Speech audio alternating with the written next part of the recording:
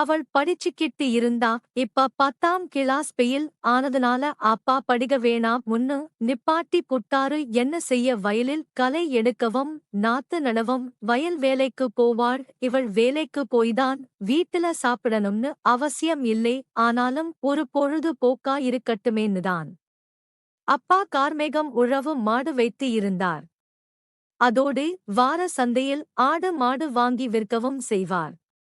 அதில் கொஞ்சம் கணிசமான வருமானம் வந்தது. சின்னத்தாய்க்கு கதிரேசன் என்ற சித்தப்பன் உண்டு. கதிரேசன் அவர்கள் கிராமத்தையும் சேர்த்து 5 கிராமத்தில் ரேஷன் கடை நடத்தி வந்தான்.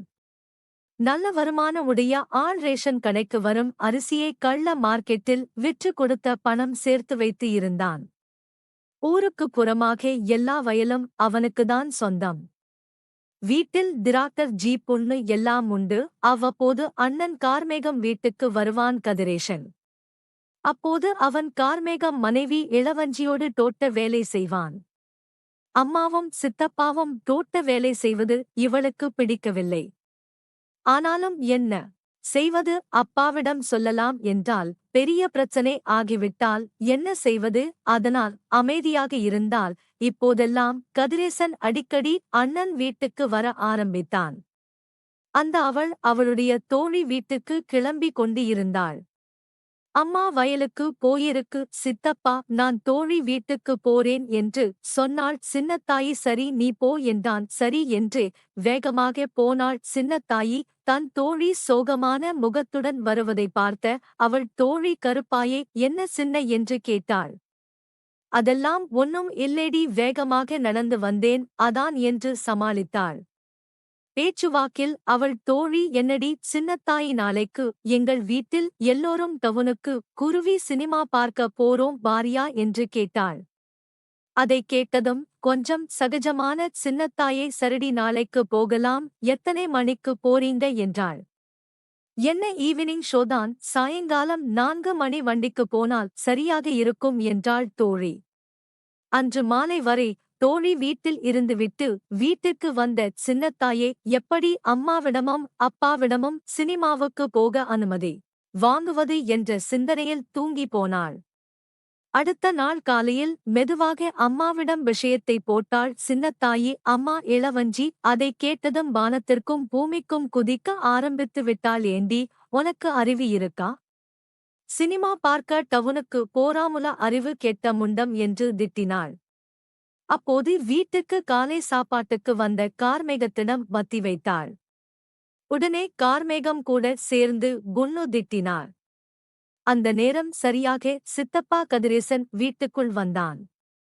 வந்தவன் அண்ணனும் அண்ணியும் சின்னத்தாயை திட்டுவதைக் கேட்டு, என்ன அண்ணி, எதுக்கு பிள்ளையை திட்டுறீங்க என்று சின்னத்தாயின் பக்கம் சிபாரிசு செய்தான்.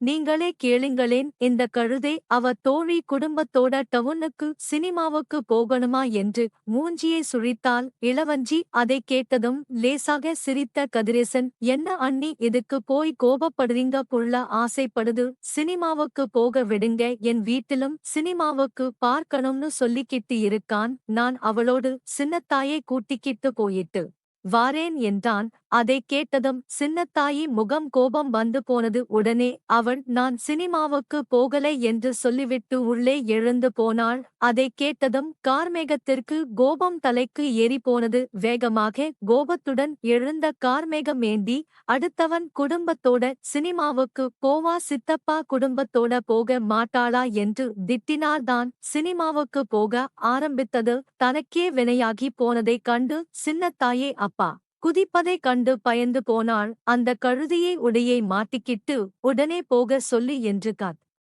தினார் கார்மேகம். அப்பா கடும் கோபத்தில் இருப்பதைக் கண்ட சின்னத்தாயி சரி என்ன ஆனாலும் பரவாயில்லை என்று கதிரேசனுடன் கிளம்பினாள். கதிரேசனின் வீடு பக்கத்து கிராமத்தில் இருந்தது.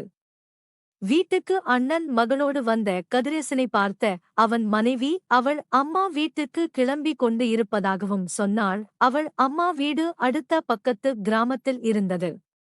உடனே அதான் சித்தப்பா சின்னம்மா வரையிலில, நான் வீட்டுக்கு போகிறேன், என்னை வீட்டில் கொண்டு போய் விட்டு விடுங்கள் என்று சொன்னாள். அதைக் கேட்டிட கதிரேசன் மனைவி, நான் வரலைன்னா என்னம்மா படம் பார்க்க கிளம்பி வந்துட்டே சித்தப்பா கூடத்தான போறேன் நீங்க படத்துக்கு போயிட்டு வாங்க என்று சொன்னாள்.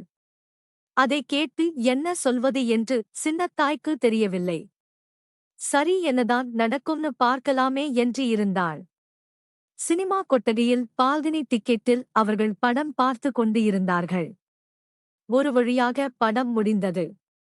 படம் முடிந்து இருவரும் கதிரேசன் ஜீப்பில் புறப்பட்டனர். சின்னத்தாயின் கிராமம் பட்டணத்தில் இருந்து 25 கிலோமீட்டரில் இருந்தது. கதிரேசனின் கிராமம் 15 கிலோமீட்டரில் இருந்தது. வெளியில் பேய்மழை கொட்டியது. ஜீப்பை மெதுவாக உருட்டி கொண்டு வந்த கதிரேசன் வழியில் சின்னத்தாயோடு ஒன்னும் பேசவில்லை. அரை மணி நேரத்தில் ஜீப் கதிரேசன் வீட்டில் நின்றது.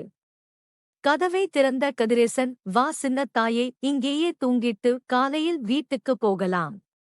இல்லை சித்தப்பா, வீட்டுக்கு போயிரலாமே. முற்றுப்புள்ளி இல்லைமா, மழை வேகமா பெய்து வழியில் ரோட்டில் தண்ணி தேங்கி கிடக்கும், இருட்டில் ஒன்னும் தெரியாது அதான் என்று சொன்னான். கதிரேசன் சரி என்று இங்கேயே தூங்கிவிட்டு காலை செல்லலாம் என்றால், ஆனால் சித்தப்பா தோட்ட வேலை செய்தார். அடுத்த நாள் காலையில் வீட்டுக்கு சென்றனர். அங்கு அப்பா, சரி விஜய் படம் பார்த்தியா, நன்றாக இருந்ததா என்று கேட்டார். நான் ஒன்றும் சொல்லவில்லை, அப்படியே வீட்டுக்கு போய் தூங்குவிட்டேன். என்னுடைய பிறன் அடுத்த நாள் என்னிடம் வந்து விஜய் படம் பார்க்க வரேன்னு சொன்ன, என்னாச்சு என்று கேட்டாள். நான் நேத்து என்னுடைய சித்தப்பா கூட போய் விஜய் படம் பார்த்தேன். அவள், விஜய் படம் எப்படி இருந்தது? நான் என்னுடைய சித்தப்பா தோட்ட வேலை செய்துவிட்டார் என்றேன். அவள், என்னடி சொல்ற? நான் தோட்ட வேலை செய்ய வேண்டும். அவள், உன்னோட அப்பா கிட்ட தோட்ட வேலை பற்றி சொன்னியா?